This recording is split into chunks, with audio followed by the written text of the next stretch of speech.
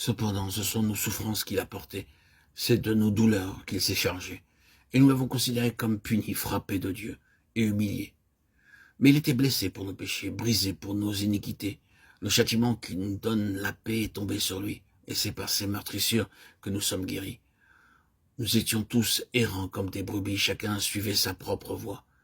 Et l'Éternel a fait retomber sur lui l'iniquité de nous tous. Il a été maltraité et opprimé. Et il n'a point ouvert la bouche semblable à un agneau qu'on mène à la boucherie, à une brebis muette devant ceux qui la tondent. Il n'a point ouvert la bouche. Il a été enlevé par l'angoisse et le châtiment, et parmi ceux de sa génération qui a cru qu'il était retranché de la terre des vivants et frappé pour les péchés de mon peuple.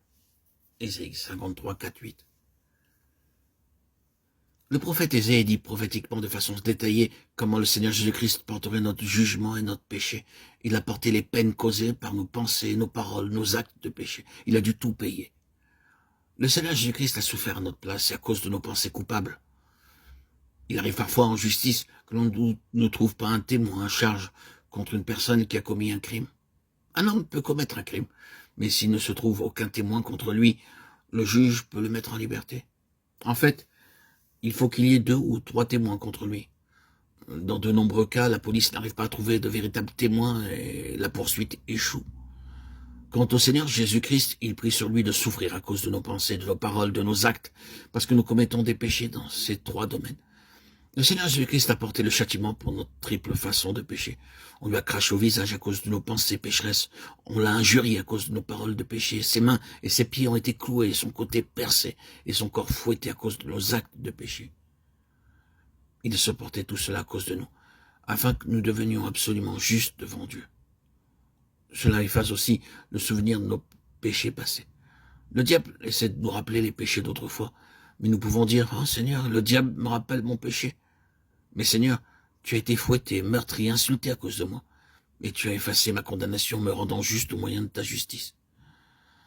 Cela nous donne la parfaite liberté et la hardiesse de nous rendre en sa présence, et l'encouragement pour nous relever de toutes nos chutes quand nous tombons. Psaume 37, 24, Michée 7, 8, 2 Corinthiens 4, 9. Quoi que nous puissions faillir à cause de quelques épreuves ou tentations, cependant la main du Seigneur est là.